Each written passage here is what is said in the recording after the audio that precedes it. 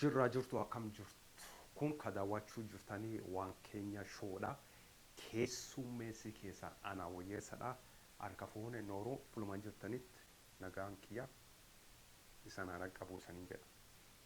Viidiyoo tokko argee arguun dhabdanii viidiyoon suni South Africaatti waraabame. Viidiyoon kuni South Africa ka waraabame eenyu keessa jira yoo jettanii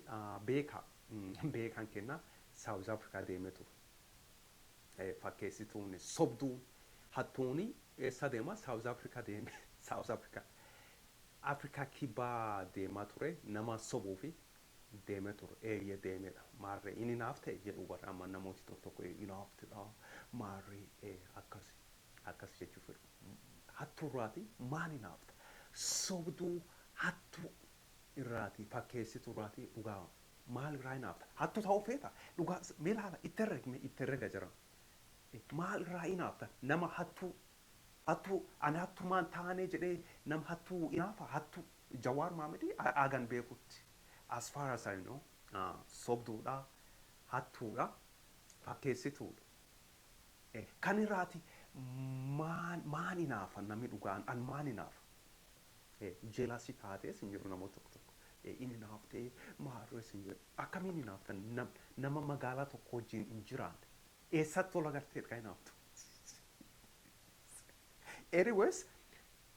beekan keenya akkuma beektanii South Africa deemedha. Akka gaariitti namooti hin beekne affeeranidha argartanidha viidiyoo karaa feesbuukii kanaan garuu kan isaan gaafachuu kafedhu namooti akkuma beektanii karaa feesbuukiitiin namooti tokkoon dhufuu assalamu alaikum ilmaan oromoo akkam jirtu maarree urooti jedhan hin jirudha dhiin kan hin beeku qabbanoofedha yaa qabbanaanii hin beeku qorichaa wayii argachuu hin dhabanii gara Saudi Arabia gara lafa Dubai gara muslimii kana jiru akkuma beektanii lafoota gara Dubai keessumatti Saudi Arabia seera qaban isaan seerri isaanii yoo hattuu taate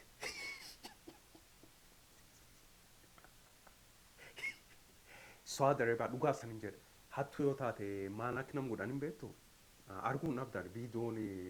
kanaan duraas YouTube irraan jiraadha kaasaniif kana hin beeku. Hattuu yoo taate miidiyaa irratti hafuun dhabdan maal nam godhu fakkeenyaaf istooraa seentee yoo wahatte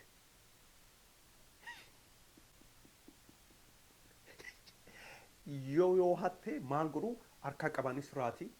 harka kan keessa raati hin cabsani beek loono cabsuun bare waliin qabanii fayyuu dandeetta harka kan keessa raati kutan Saudi Arabia maaliif shariyaa loo qaban seerii isaanii hattoo taate harka kan keessa muran sobdoo taate immoo maal nam godhan laata arraba namraa kutamoo akkam laata dhugaa isaan hin beeku arraba namraa kutaniif kaanii ani hin beekudha garuu hattuu yoo taate dhugaa isaan hin jedha shariyaa loo harka qabanii sirraatii kutan akkas no lakki mana murtii deemtee ebeluun an argeedha yoo inni hatu maarree jedhanii sun si fakkaate lakki suni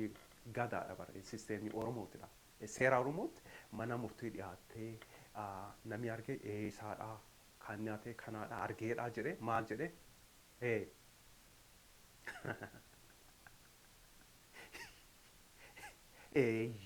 yoo inni hatu argeedha jedhee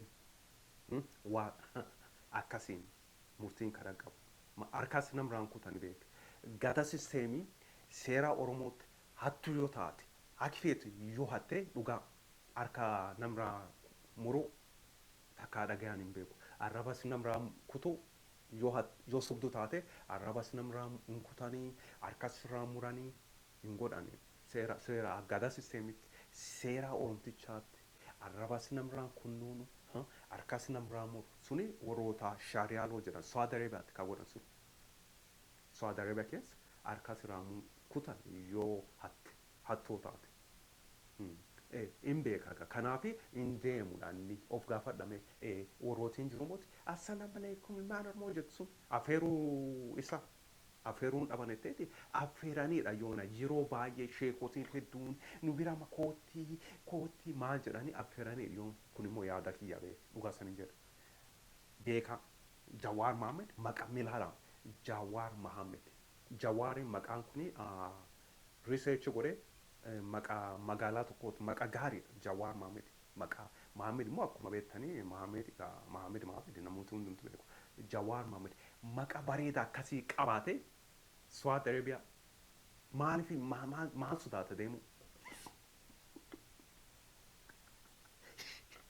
maaliif achi hin deemne Saudi Arabia hin affeerree jetteeti affeeranii yoon dadhabaniidha maaliif okeeti akkan herregutti yaada beeka kun yaada akkan herregutti hattuudha hin beeka waan hojjate hin beeka kanaaf hin sodaataa jechuu South Africa deemeedha Norway deemeedha milaal Norweys deemeedha eessa England deemeedha Australias deemeedha think South Africa kun amma deemeedha